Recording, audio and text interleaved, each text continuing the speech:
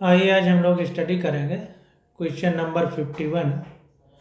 कह रहा है which one from those given below is the period for Mendel's hybridisation experiment. तो Mendel ने हाइब्रिडाइजेशन एक्सपेरिमेंएक यानी संकरण वाले प्रयोग किस सन में किए थे वो डेट पूछ रहा है। तो 1856 से 1863 के बीच उन्होंने किया था। ये देखिए मेंडल्स लॉज ऑफ इनहेरिटेंस 1856 से 1863। तो 1856 से 1863 यानी डी वाला आंसर हमारा करेक्ट है। ध्यान दीजिए सन जनरली नहीं याद करना है, कुछ इम्पॉर्टेंट सन है उन्हीं को केवल याद करना है, बाकी नहीं याद करना है। तो क्वेश्चन नंबर 52 देखते हैं। कह रहा है the mechanism that causes a gene to move from one linkage group to another is called. तो वो मैकेनिज्म जिससे एक जीन लिंकेज के समय किसी एक ग्रुप से दूसरे ग्रुप में जाती है उसे क्या बोलते हैं? उसे ट्रांसलोकेशन बोलते हैं। लेकिन ये पूरा लिंकेज एंड रिकॉम्बिनेशन पढ़ने के बाद कहीं भी ट्रांसलोकेशन वर्ड नहीं लिखा गया है, तो इसलिए अब ये क्वेश्चन आपसे नहीं पूछा जाएगा। तो जो एनसीईआरटी में नहीं है उसे उस शब्द को या उस चीज़ को हमें नहीं पढ़ना। देखिए जेनेटिक मैप तो दिया गया है, जेनेटिक मैप मैप्ड, यहाँ पर भी देखिए लिखा गया है कि extensively used as starting point in the sequencing of whole genome as was done case of a human genome sequencing project. तो जेनेटिक मैप के बारे में तो चर्चा है, लेकिन ट्रांसलोकेशन वर्ड नहीं दिया गया है। तो चूंकि ट्रांसलोकेशन वर्ड नहीं दिया गया है इसलिए अब जो है हम लोग इसके विषय में चर्चा नहीं करेंगे। तो पहले जब एनसीईआरटी थी उसमें ये क्वेश्चन आता था, उसमें लिखा था तो पहले पूछा जाता था, अब नहीं पूछा जाएगा ट्रांसलोकेशन। लेकिन फिर भी दे दिया है तो एक निगाह हम लोग मारेंगे।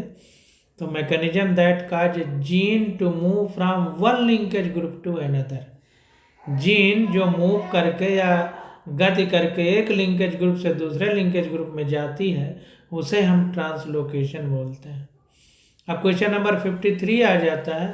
कह रहा है if A colour blind man married a woman who is homozygous for normal colour vision.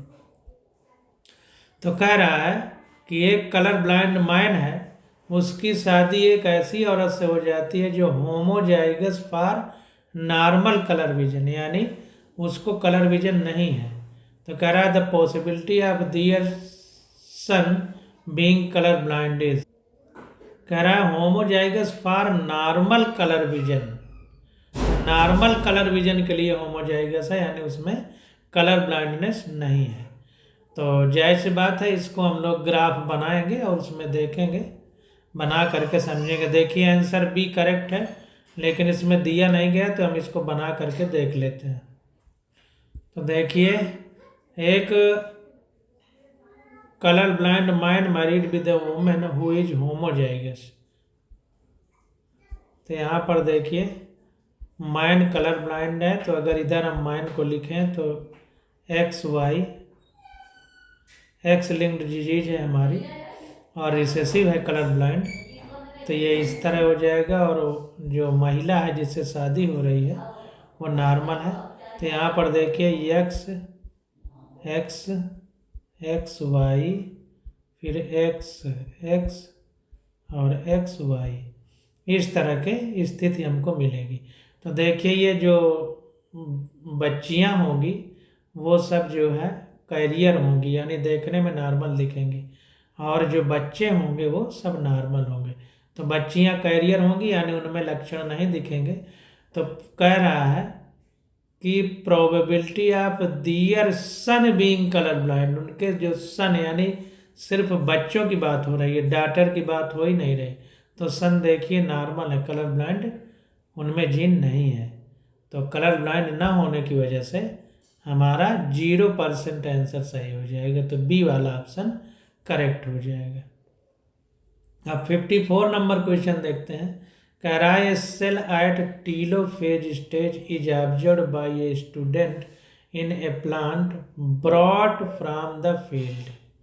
तो फील्ड से एक प्लांट लाया गया है और उसमें टीलोफेज स्टेज में है सेल।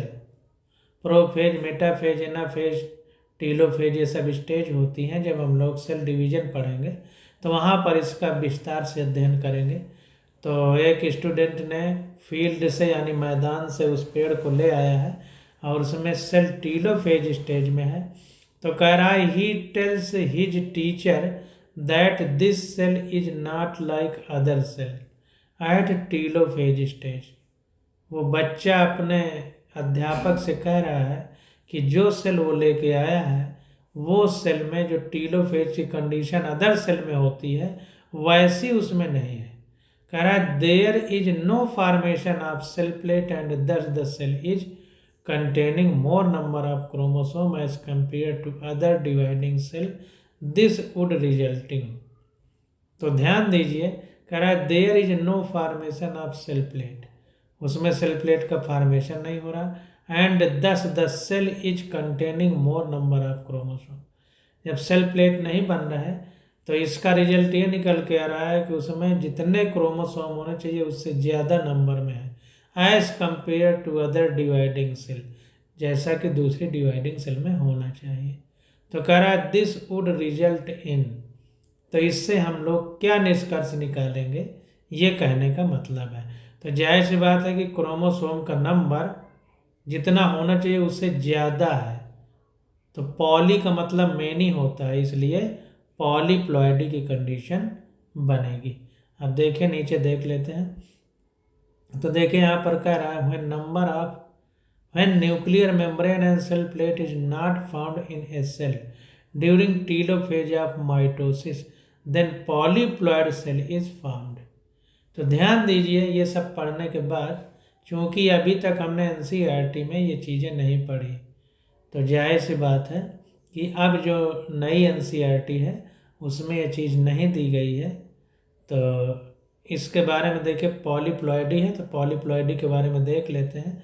अगर इतना गहराई से दिया है तब तो हम इस क्वेश्चन को पढ़ेंगे, नहीं तो नहीं पढ़ेंगे। इसलिए हम बार बार आपको एनसीईआरटी दिखाते हैं ताकि आपको दो बातें क्लियर हो। एक तो ये कि सारे क्वेश्चन एनसीईआरटी से आएंगे, एनसीईआरटी ओनली और ओनली एनसीईआरटी पढ़ना है और कोई बुक नहीं, और केवल क्वेश्चन पेपर सॉल्व करना है जो पुराने सालों में पूछे गए हैं, और इसके बाद टेस्ट देना है। टेस्ट सीरीज हम आगे से शुरू करेंगे जब कोर्स ख़त्म हो जाएगा।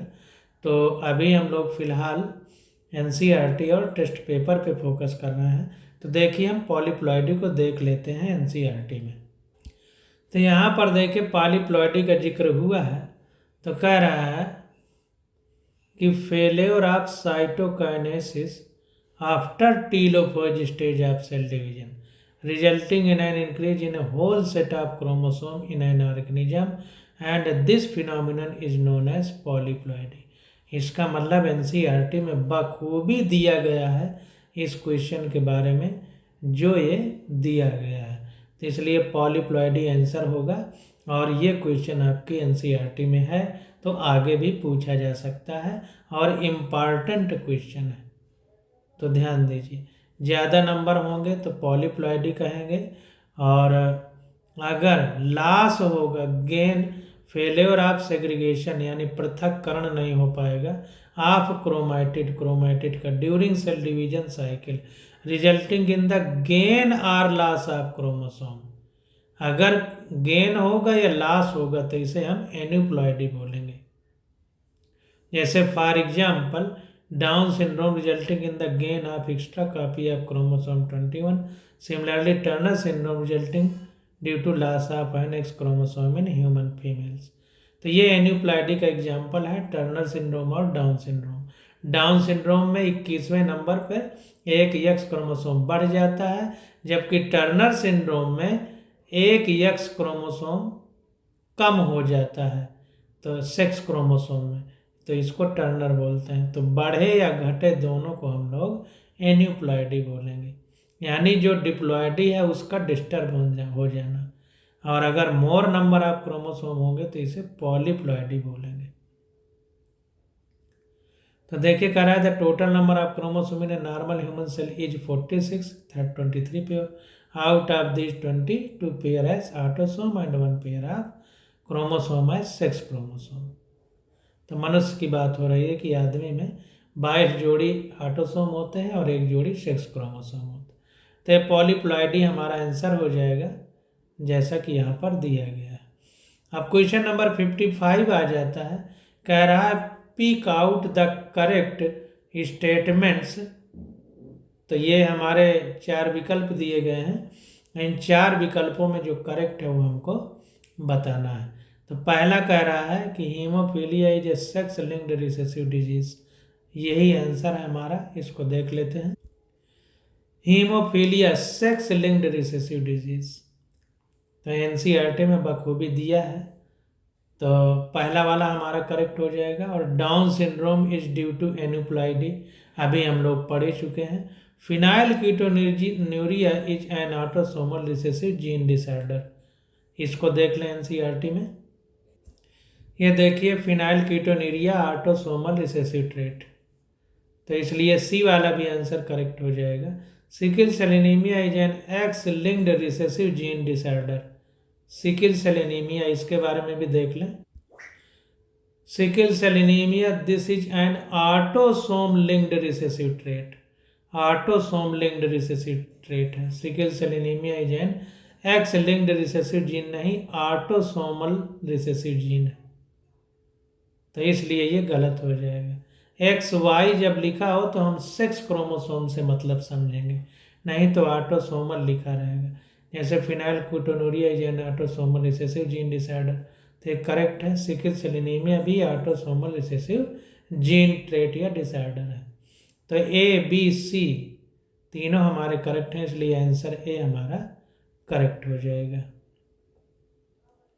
देखिए लिखा है sickle cell anaemia is an autosomal codominant disorder है, कोडोमिनेंट यानी सहप्रभाविता वाला।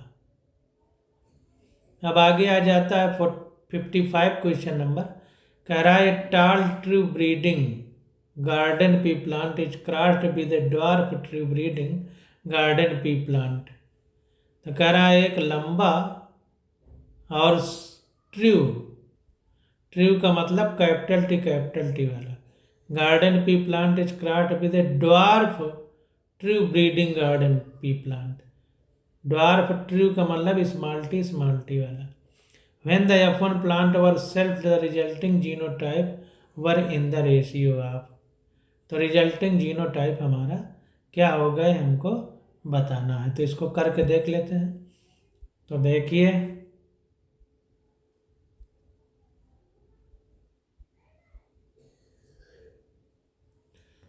सबसे पहले शुद्ध लंबा यानी कैपिटल टी, शुद्ध बौना यानी स्मॉल टी, तो capital T small T, capital T small T, capital T small T, capital T small, capital T small T, capital T small T, capital T small T, capital T small T, तो सारे लंबे पौधे होंगे। तो आल जितने भी होंगे सारे लंबे होंगे F1 जनरेशन में, F1 में। अब कह रहा है F1 plant were self the resulting genotype, अब इनको फिर से क्रॉस कराया गया, तो फिर से क्रॉस करा देते हैं। तो ये आया है हमारा, तो कैपिटल टी स्मॉल टी और ये कैपिटल टी स्मॉल टी सारे हैं, तो capital T capital T, capital T small T, capital T small T, small T small T. तो यहाँ पर देखिए कोई एक भी अगर कैपिटल टी होगा तो पौधा लंबा होगा, तो फिनोटाइप रेशियो क्या होगा, फिनोटाइप यानी दृश्य रूप, फिनोटाइप यानी दृश्य रूप। तो फिनोटाइप हमारा जो दिखाई देगा, तो 3 पौधे लंबे दिखाई देंगे, एक बौना, तो 3:1 का रेशियो होगा। अब जीनोटाइप देख लेते हैं। जीनोटाइप, तो जीनोटाइप में देखिए एक लंबा है, तो कैपिटल टी 1 है तो 1, ratio capital T small T 2 है तो 2, रेशियो स्मॉल टी 1 है तो 1। तो इस प्रकार से देखिए बी ऑप्शन में 1 to 1 टाल होमोजाइगस, टाल हेट्रोजाइगस और फिर ड्वार्फ। तो 1:1 का रेशियो क्या है? टाल होमोजाइगस, ये लंबा है और होमो का मतलब एक ही तरह के कैपिटल टी है, और ये भी लंबा है, दोनों लंबे हैं, लेकिन हेट्रोजाइगस है, यानी एक कैपिटल टी है तो दूसरा स्मॉल टी है। तो टाल हेट्रोजाइगस कितने हैं? 2। और एक ड्वार्फ होमोजाइगस है, क्योंकि दोनों स्मॉल टी हैं, तो ड्वार्फ होमोजाइगस। तो बी विकल्प हमारा करेक्ट हो जाएगा। क्वेश्चन नंबर 57 आ जाता है, कह रहा है match the term in column first with the year description in column second and choose the correct option. तो पहला कॉलम और दूसरा कॉलम पढ़ के इनको मैच कराना है, और मैच करा के हम लोगों को आंसर देना है। तो देखिए आंसर सी हमारा करेक्ट है, इसको देख लेते हैं। तो ए का दूसरे के साथ मैचिंग है। तो dominance in a heterozygous organism only one allele express itself. तो डोमिनेंस यानी प्रभाविता का नियम क्या कहता था मेंडल का, कि कैपिटल टी स्मॉल टी है, अगर कैपिटल टी है तो भी लंबा पौधा होगा, और कैपिटल टी स्मॉल टी है तब भी पौधा लंबा होगा। क्यों? क्योंकि ये टी जो है ये प्रभावी जीन है और ये अप्रभावी जीन है। अगर एक भी प्रभावी जीन रहेगी तो इसके लक्षण को दबा देगी, इसी को डोमिनेंस कहते हैं, प्रभावी, ज़्यादा डोमिनेंस इस पर। तो इन ए हेट्रोजाइगस ऑर्गेनिज्म, ये हेट्रोजाइगस है या होमोजाइगस?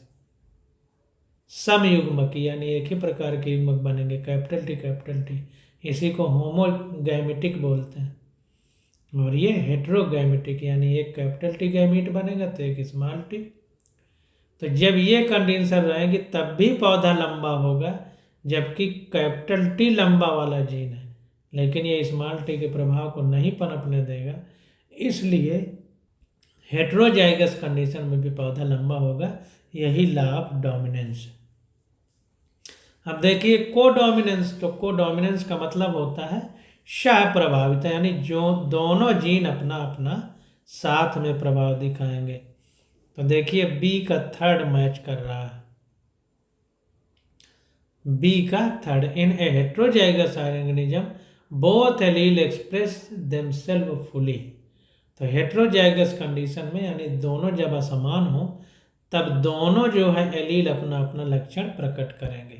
जैसे जब हम लोग ब्लड ग्रुप की बात करते हैं, तो ब्लड ग्रुप में मान लीजिए कोई ब्लड ग्रुप ए है, कोई बी है, और इधर मान लो ए है और बी है, तो यहाँ पर देखिए ए आ जाएगा, यहाँ पर ए बी आ जाएगा, यहाँ पर ए बी आ जाएगा, यहाँ पर बी बी आ जाएगा।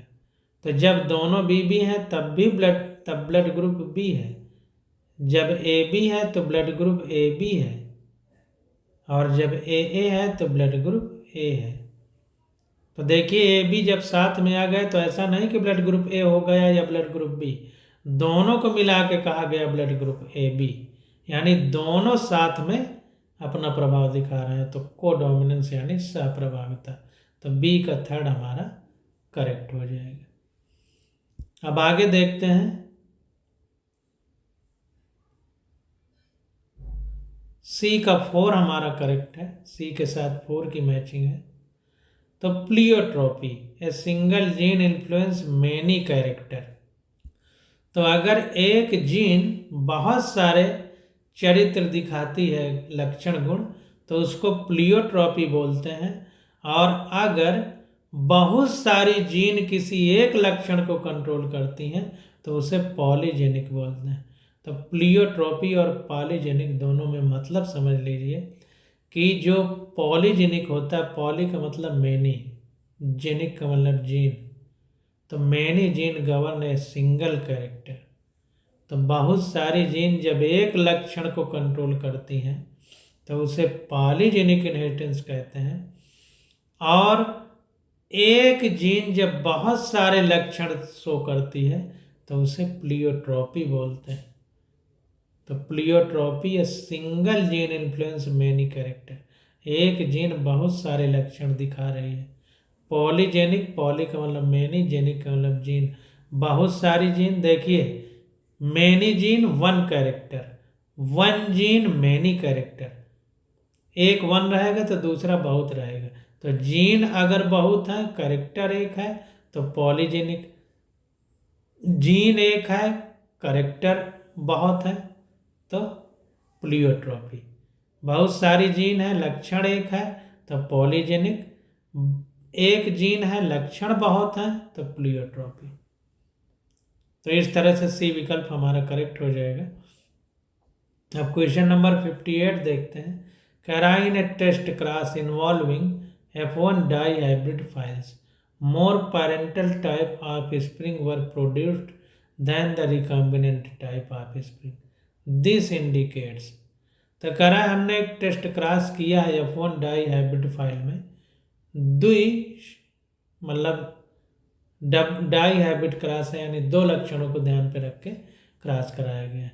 तो कह रहा है more parental type offspring were produced than the recombinant type. तो माता पिता के लक्षण वाले ज़्यादा बच्चे हम पैदा हुए, जबकि रिकॉम्बिनेंट टाइप वाले कम पैदा हुए। तो ये क्या इंडिकेट कर रहा है, ये हमको बताना है। तो हमने लिंकेज के बारे में पढ़ा था, सहलग्नता।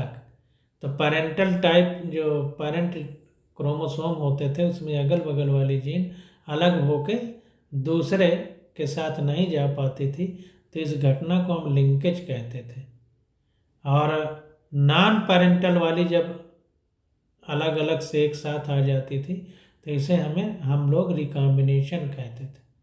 तो चूँकि पेरेंटल टाइप वाले ऑफ स्प्रिंग ज़्यादा हैं, इसका मतलब कहीं ना कहीं सहलग्नता की स्थिति है, लिंकेज की स्थिति है, अलग नहीं हो पाई जीन, तभी माता पिता वाले लक्षण वैसे बने रहे। तो the two gene are linked and present on the same chromosome. एक ही क्रोमोसोम में जब होती हैं जीन और अलग नहीं हो पाती, लिंक यानी साथ साथ चली जाती हैं, तो माता पिता के लक्षण ज़्यादा से होते हैं, इसी को लिंकेज कहते हैं। तो डी वाला ऑप्शन हमारा करेक्ट होगा।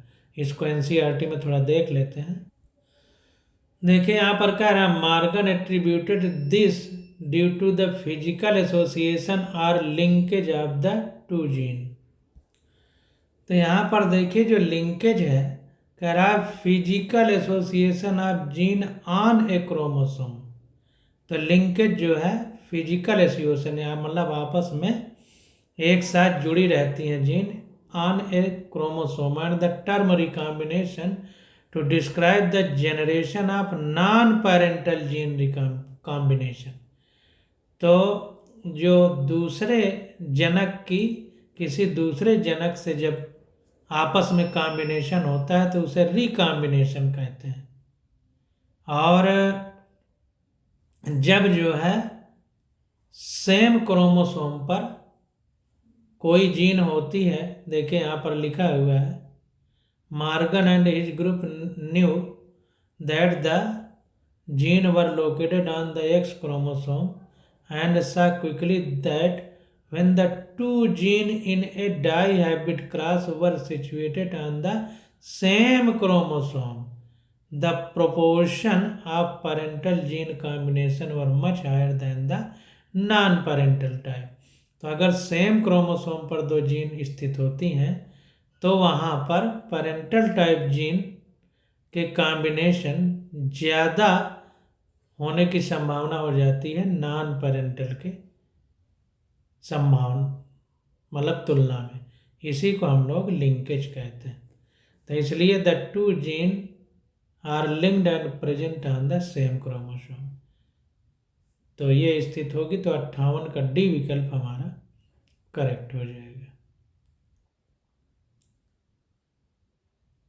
अब यहाँ देखिए इतना पढ़ लिया गया है, तो अब यहाँ पर देखिए सॉल्यूशन में बताया जा रहा है। तो अब हमने एनसीईआरटी में इतना डिटेल पढ़ लिया, तब इसकी ज़रूरत नहीं है उतना। तो यहाँ पर देखिए ये जो सॉल्यूशन दिया है इसको थोड़ा हमने समझाने का प्रयास किया है। कह रहा है in a plant with genotype A small A B is crossed with small A small B then independent assortment would result in production of 4 type of offspring in equal proportion। तो बराबर मात्रा में 4 प्रकार के गैमीट बनेंगे। तो अगर capital A small है, कैपिटल बी स्मॉल भी गैमीट है, तो ये देखिए 4 प्रकार के हमें अगर कैपिटल ए स्मॉल है, कैपिटल बी स्मॉल भी पेरेंट का जीनोटाइप है, तो यहाँ पर 4 प्रकार के हमको वो मिलेंगे कॉम्बिनेशन, जिसमें एक कैपिटल भी होगा, कैपिटल स्मॉल भी, स्मॉल है कैपिटल भी, और स्मॉल है स्मॉल भी, स्मॉल है कैपिटल भी। यहाँ पर थोड़ा सा मिस्टेक है, एक स्मॉल है कैपिटल भी होना चाहिए था, वो नहीं लिखा है यहाँ पर, तो ये थोड़ा गलती है। और स्मॉल है स्मॉल भी, स्मॉल है स्मॉल है स्मॉल भी, ये अगर जीनोटाइप होगा तो गैमीट सारे एक ही तरह होंगे। यहाँ पर ए बी सारे बन जाएंगे जब आप करेंगे। तो अब इनका क्रॉस कराया गया, डाई हैबिट क्रॉस। तो देखिए ए बी और ये सब ए बी इधर लिखे गए। अब इनको बनाया गया तो कैपिटल ए स्मॉल है, कैपिटल बी स्मॉल भी, कैपिटल ए स्मॉल है, कैपिटल बी स्मॉल भी, कैपिटल ए स्मॉल है, कैपिटल बी स्मॉल भी, कैपिटल ए स्मॉल है, कैपिटल बी स्मॉल भी। अब इसमें देखते हैं तो कैपिटल ए स्मॉल है, कैपिटल स्मॉल भी, कैपिटल ए स्मॉल है, स्मॉल भी, कैपिटल ए स्मॉल है, स्मॉल भी, कैपिटल ए स्मॉल है, स्मॉल भी। अब इसमें देखते हैं तो स्मॉल है, कैपिटल भी, स्मॉल भी, स्मॉल है, कैपिटल भी, स्मॉल भी, स्मॉल है, कैपिटल भी, स्मॉल है, कैपिटल भी, स्मॉल भी। इसी प्रकार इसमें देखते हैं तो स्मॉल है, स्मॉल भी, स्मॉल भी, स्मॉल है, स्मॉल भी, स्मॉल भी। इसी प्रकार सब में तो स्मॉल है, स्मॉल भी। तो ये हमारा, और ये पेरेंटल टाइप है, तो ये सब पेरेंटल है, ये सब पेरेंटल है। कैपिटल है स्मॉल है, कैपिटल भी स्मॉल भी, कैपिटल है स्मॉल है, कैपिटल भी स्मॉल, सब में है पेरेंटल टाइप। 4 पेरेंटल टाइप है, ये भी देखिए 4 पेरेंटल टाइप है। और ये हमारे कैपिटल है स्मॉल है, कैपिटल भी स्मॉल भी, कैपिटल है स्मॉल है, स्मॉल भी। तो ये भी 4 रहेंगे, ये भी 4 हैं, सब 4 है, तो 1 का रेशियो है।